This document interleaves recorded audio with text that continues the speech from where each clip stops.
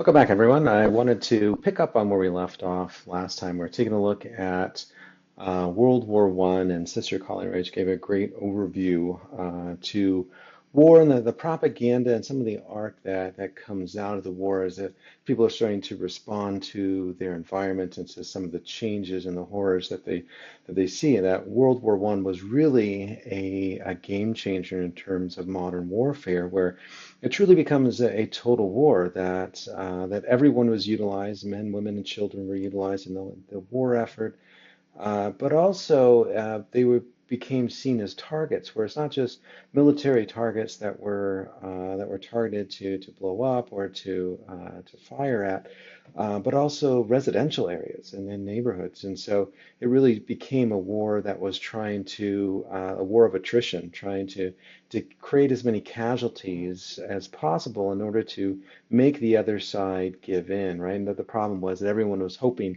that this was going to be a short-term war, everyone would be home by Christmas, and of course the reality proved to be anything but that, largely due to trench warfare and the different type of landscape that we see as a result of the war. Everyone just believed that they just held out just a month longer, 2 months longer, than the other side would surely give in, and it took 4 years for that to actually happen. And so then the question becomes, what did people learn in the aftermath of a war that was just so different, using different technologies, machine guns and submarines and chemical warfare, targeting residential areas? What was the purpose of it? Was the first question. And what are we to learn from it? How are we to make sense of it? And so art starts to reflect some of this. And one of the major works of art, or major art movements that comes out of World War One, is Dadaism. And Dadaism is still controversial to this day. And we'll take a look at some of its ideas and perhaps why it could be considered um, controversial, right? And here's kind of my quick overview of what Dadaism is. Dadaism was an art movement that rose in 1916 as a way for artists to protest World War One. Just kind of stopping there. It mainly emerged in Switzerland, which was politically neutral. So you had soldiers who did not want to fight in the war. They left their countries, and since Switzerland was neutral during the war, they were not in the war effort. So you had a lot of soldiers that were flocking to Switzerland, and as they were just kind of there, they decided to start an art movement. And the question was, well, what's the art movement that we should start? And it naturally fell on the big thing that they're all dealing with, and that would be World War One. And it gained international fame during the 1920s. It wasn't really famous in 1916 and until 1918 because there was still a war, and so it was actually deemed as a problem because they were protesting the war. And anytime you have people fighting in a war, you don't want anyone protesting because it hurts morale, right? And so it hurts this view of nationalism. But afterwards, right after the war, people started taking a look and saying, "Hey, that was senseless. What was that all about?" Then they started seeing Dadaism's critique, and they said, "Hey, this actually has some merit to it." So it gained international fame during the 1920s. Dadaism sought to eliminate all social, political, and religious institutions because such institutions promise order and meaning to a chaotic and meaningless world, right? So this idea that go fight for God and country, we took a look at some of the poems with Hardy and Owens and Sassoon and how they're reflecting, right, some of the horrors of the war, people that are on the front lines. And I showed you in Otto Dix, a couple of Otto Dix images from trench warfare that helps to illustrate some of this kind of these problems of nationalism. And so they're starting to question nationalism. And then they take it a step further. They start questioning humanity's ability to create meaning through any means of rationality, right? So generally what we do through history is we try to take events and we try to piece them together and say, oh, this makes sense, right? This event led to this event. Or we do this with science, right? We'd say this happens and this is the result, right? And so or this is the cause and effect relationship. And so we start to use our intellectual capacity in order to find meaning, right? But what they find after World War One is that rationalism leads to things like chemical warfare, it leads to things like trench warfare, it leads to mass casualties. And so this is a complete rejection of humanity's ability to find meaning through our intellect, right? Intellect, the age of reason, so to speak, has failed us. And so they're criticizing anything that says, oh, we have meaning, we have kind of some type of explanation for it. So if you're driving down the road, for instance, and you get a flat tire, right, our natural tendency is to say, what's the meaning behind this? What's the significance behind this? And they're starting to pose the question, what if it doesn't have meaning, right? What if there is no overarching meaning to it? And some people within the church, they really have a hard time with that idea because we always want to have meaning to everything, right? And certainly as we think about, what is the plan or what is our individual plan or whatever the case may be, we want to feel as though that there's meaning to the things in our lives. And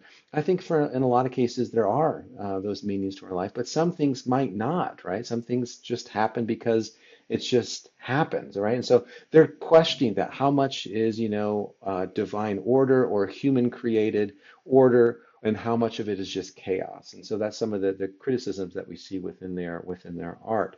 Their criticism even extend to art because art is an institution that promotes rational meaning and order, right? So even art tries to say, hey, this is an ideal, aspire to this, right? Michelangelo says aspire to be better. Or as we see with art of the modern era, we see these avant-garde artists that have great insights, and they have this great insight to teach, to lead, to direct society.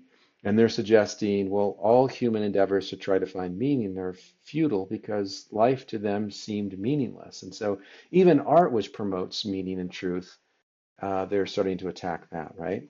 Thus, they seek to tear down their values of art and the artist's role in creating art.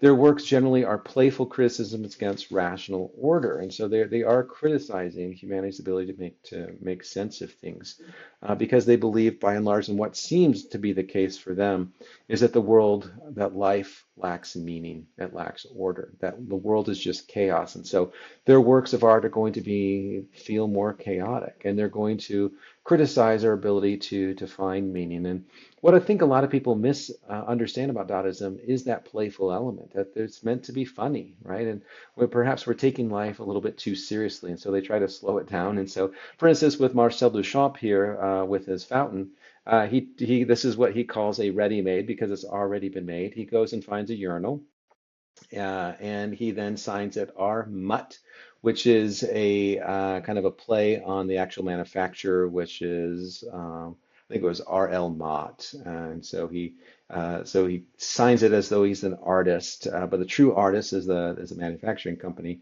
And then he dates it 1917, and then he takes it to an art museum in New York City, which said that all you have to do for your work of art to be exhibited is you pay the fee, and voila, you will have your art exhibited. And they took a look at this and they said no, right? And so even though he was paying the fee, they still said this is not art. And so then he asked the question, why?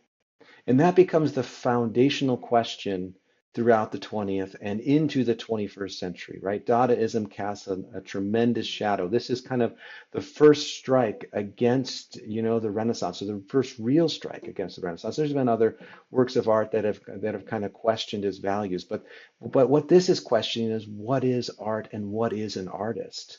And then that kind of leads into the question that we had in weeks 1 and 2 with what is art and what does that mean? What is beauty, right? And so it starts to question those very values. And so then that becomes much more of a tricky, much more of a difficult discussion to have. And so they start that discussion. And as I study this work of art in a face-to-face class, I generally ask students, how do they feel about it? And most of them, with a knee-jerk reaction, say this is not art, right? This is just, vulgar. And I say, yeah, and I wonder if that's purposeful, right? If the vulgarity is not just in the fact that it's a urinal, but the fact that he didn't create it. And then the question then comes, well, could that vulgarity be art, right? Could the idea of what is art and the discussion about what makes this art or not art be considered art? And so as we start to think about some of the reading assignments, why art became ugly, right, that I had you read before, perhaps art becomes ugly or different because it's reflecting a world of chaos and anxiety, right? So this is kind of criticizing this idea that an artist has the ability, the insights, the capacity to truly reflect society. Well, if society is kind of meaningless and the world that really lacks order and just chaotic, then anything chaotic can be considered art, right? So this is a reflection of the aftermath of World War One, right? That anything could be considered art because art is chaotic and it's just reflecting the world in which it's created. And so you don't necessarily have to buy that. You don't necessarily have to say, oh yeah, well now I can see it. You can still, be frustrated with it, but don't miss the sense of humor within it. The fact that he titles this The Fountain, right? That has a certain connotation, a certain image of beauty that we tend to think of. And so he's changing our perceptions. He's changing our viewpoints and challenging what we expect art to be.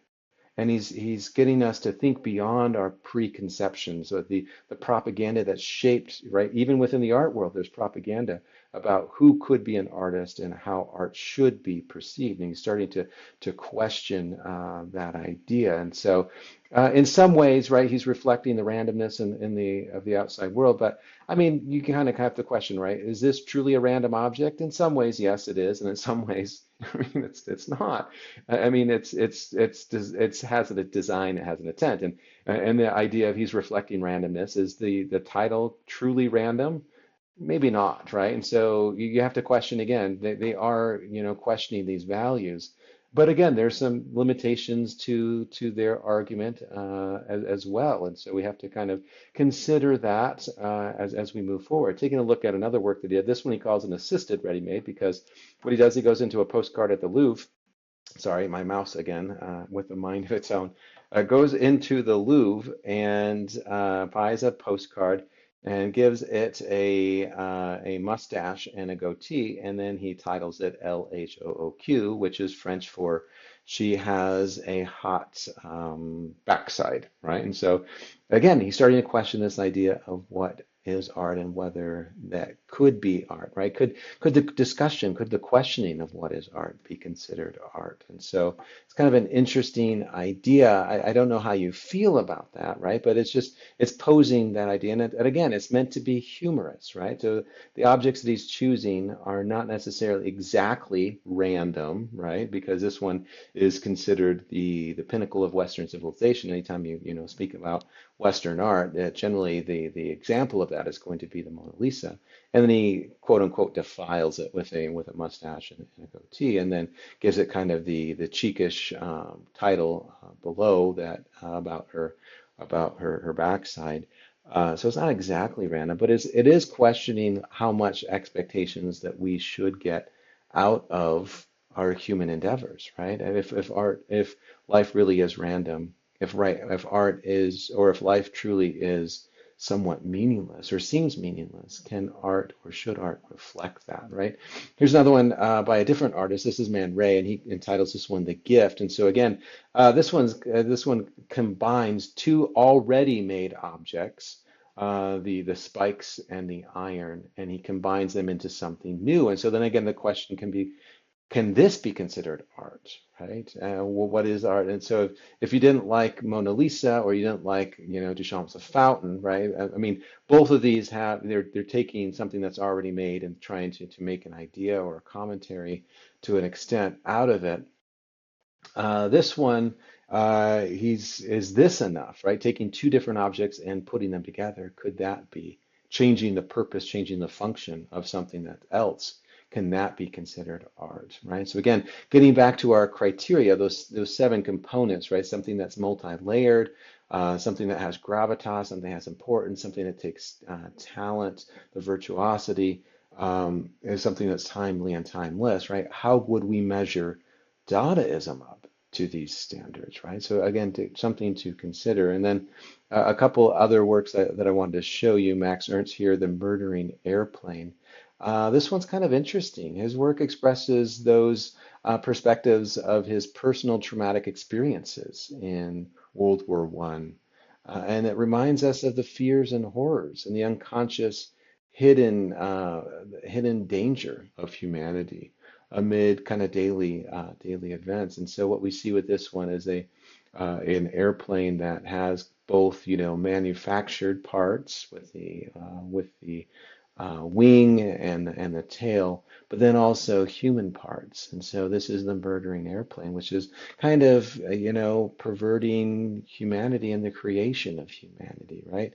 Here's kind of an interesting quote to consider. Art and language could no longer carry its former meanings. World War I changed the life of words and images in art radically and forever. It brought our culture into the age of mass-produced, industrialized death. This at first was indescribable. And so as we think about how do we kind of make sense of the murder, the death, the institutionalization of murder and death that we're going to see in World War I, and how do we reflect that as this kind of as artists see this change? What are we to do with this? And again, something to think about is how is this different from propaganda, right? What is propaganda seeking to do? What is art seeking to do, right? And a lot of times, those that are new to this class, the themes of this class, I should say, generally tend to say, well, propaganda has a message, and art doesn't, right? And then if art has a message, then it must be propaganda. And I think that might be a little bit too simplistic to suggest, right?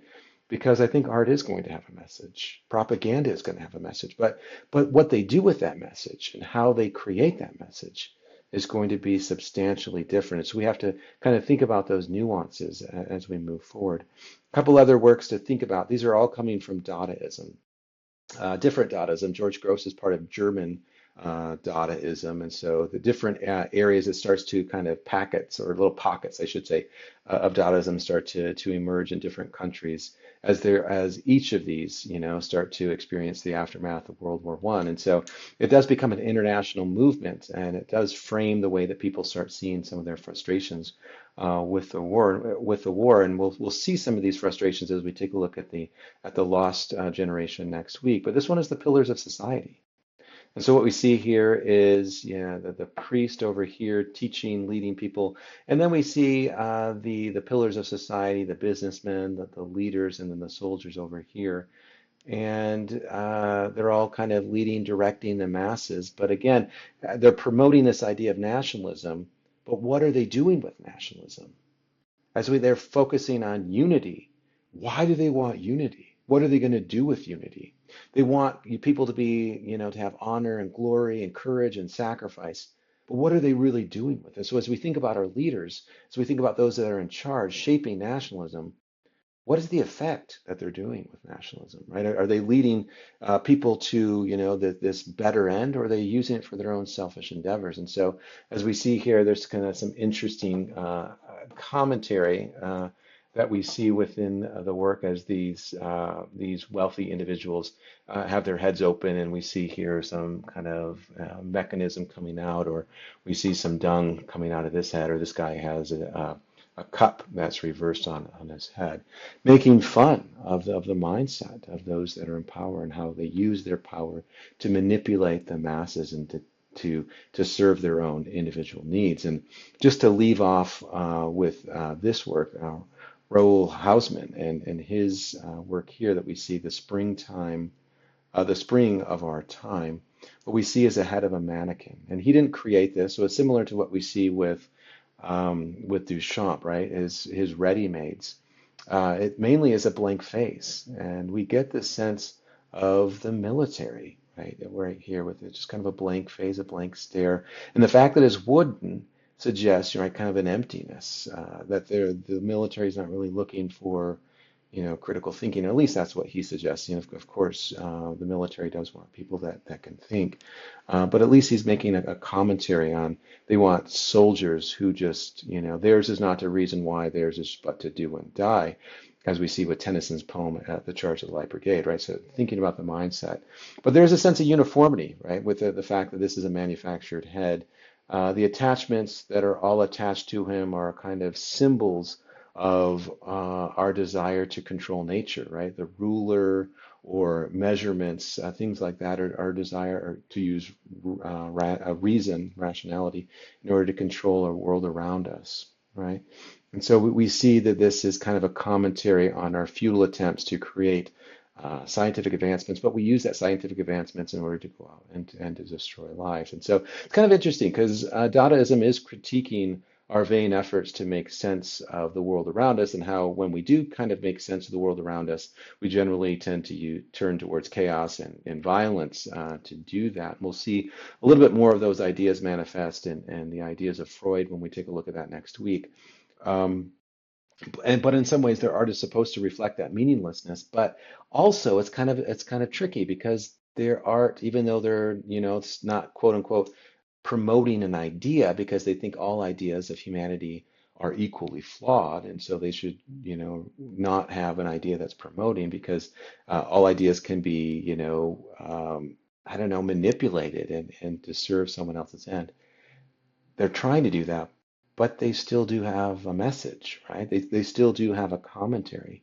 And so it is kind of interesting. How do you create something without a commentary? But they're starting that discussion. They're starting that for us to rethink the idea of what we consider to be art and what art truly should be, right? Should it reflect society? Should it cast a spotlight on some of our problems? And maybe that's why art looks so different. But again, notice that there's supposed to be some humorous qualities to this, right? So if you're missing the humor to this, even though they're covering very serious things, there is some humorous qualities that we need to suggest that it was meant to be kind of mocking and kind of a satire of society. And so just to take a look at All Quiet on the Western Front in the intro here. So I had you read this as well this week.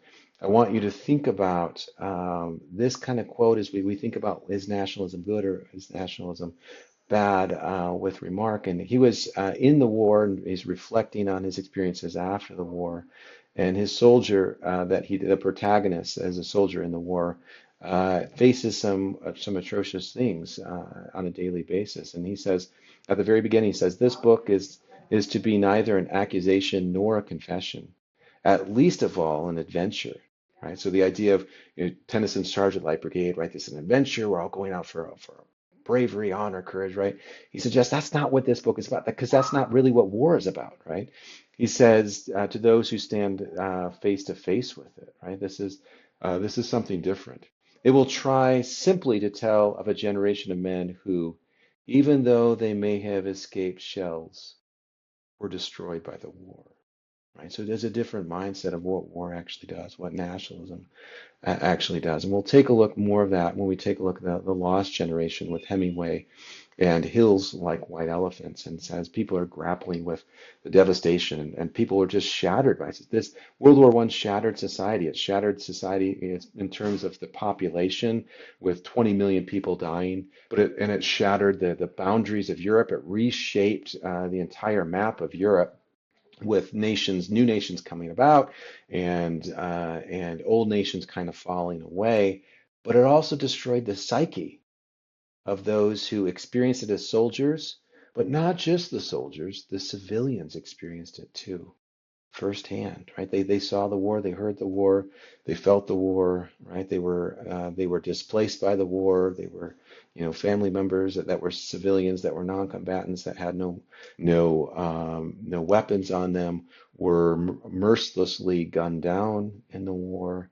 The war shaped the mindset, and in fact, in a lot of Europe, I don't know if this is still the case today, now that we're kind of 100 and 20 plus years away from the war, or sorry, 100 and I guess 2 years away from the war. Um, this is still generally considered the Great War, right? In the United States, we generally think of the Great War as being World War II. But this was the game changer for Europe, as we see a loss of spirituality in general in Europe, and that still lingers on to this day. And as we think about violence, right, as the United States, we tend to think things that are offensive to us in films are generally things that are of sexuality. In Europe, that those things don't really faze them. In fact, you can see in their commercials on a sometimes nightly basis, their commercials are a little bit more risque and scandalous than that. But what offends them is violence. things that generally in the United States we just tend to, kind of, oh, that's just another person dying, or someone being, run over on the interstate. We just generally let that pass. But this shapes the mindset of Europe, and they become more pacifist. They become less nationalists, and they start to become more anarchist because they believe that they become more there's a lack of trust in institutions in general, and this is gonna this is kind of wane a little bit as we get into World War II. There'll still be kind of a buildup of nationalism, but this is in the back of their minds. There's going to be this war that they experience that's going to last for generations, and so. Something to consider, just to leave off today as we take a look at the conclusion of this particular lecture. I wanted to leave you with Thomas Hardy's Channel Fire, and we'll take a look at more of his poems in week 4. But this one comes at the cusp of World War One. This one comes like a month or so before the shot that was heard around the world that started the war. And it's kind of interesting in the mindset that he's depicting, and he really doesn't capture the insanity of people that were preparing for war. And so it's kind of interesting as on the onset of the war, people were kind of excitedly embracing, when do we get to go kill whoever it was, the Austrians or the Germans, or when do we get to go kill the Italians or the French or the English, whatever the case may be, right? When do we get to go kill the enemy, right? And you have nations that were parading their soldiers in the streets and just day after day saying how glorious they were, and how ready they were to go to war, and the buildup of armament and the soldiers. And they were kind of excitedly doing this. And what we also see during this time is that the kind of the belief that this is going to be a quick war, that everyone believed that they would be home by Christmas. It was only going to last a couple of months because they were foolish enough, they were vain enough, they had too much pride that they believed that they were far superior than everybody else. And so it's kind of interesting. And Thomas Hardy reflects that mindset within this, and called the channel firing. And channel firing is just a regular military drill that they're doing to prepare for war. That night, your great guns, unawares, shook all our coffins as we lay, and broke the chancel window squares. We thought it was Judgment Day. And so again, thinking about the narrator, who's talking here, and mainly it is the dead, right? And so this was going to be, quote unquote, the war that ended all wars, right? The Armageddon is the mindset here. We sat upright, again, that's the dead speaking, while dreary some arose the howl of wakened hounds. The mouse let fall the altar crumb, the worms drew back into their mounds. The glebe cow drooled till God said, no, or called, no. It's gunnery practice out at sea, just as you were before you went below. The world is as it used to be. All nations striving, again, this is God now speaking, continuing on. All nations striving strong to make red war yet redder, right? And I want you to think about what that term means, right? What does red war yet redder means? And it's mainly blood, right? The idea that we're all kind of using science and technology to try to go and kill the other side, rather than, finding cures and finding ways to improve humanity and to eliminate hunger. We spend so much energy on trying to develop technology to kill other people, right? This is kind of some of the darker sides of nationalism. And again, it's what Dadaism is reflecting, that kind of insanity. Mad as hatters, they do no more for Christ's sake than you who are helpless in such matters. That this is not the judgment hour for some of them's a blessed thing, for if it were, they'd have to scour hell's floor for so much threatening.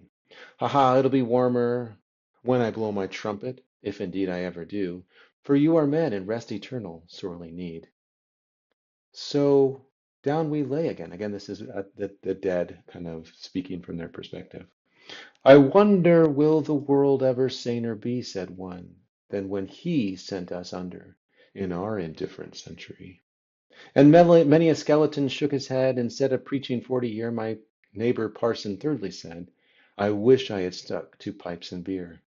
Again the guns disturb the hour, roaring their readiness to avenge as far inland as Stourton Tower, Camelot, and starlit Stonehenge. And so this shot that they keep hearing, right? That every time they hear a shot, they think, oh, is this when we get to go fight, right? So really, the shot that was heard around the world with the assassination of Archduke Ferdinand of Austria, that really was just it was just an excuse, right? And so it was just one thing and it was going to be, if it wasn't that, it's going to be something else because everybody was so excited to embrace this war. And Thomas Hardy is capturing the madness of such a mindset that we're so willing to go and kill another person just for a plot of land or just some kind of hint of glory. And what's it all mean, right?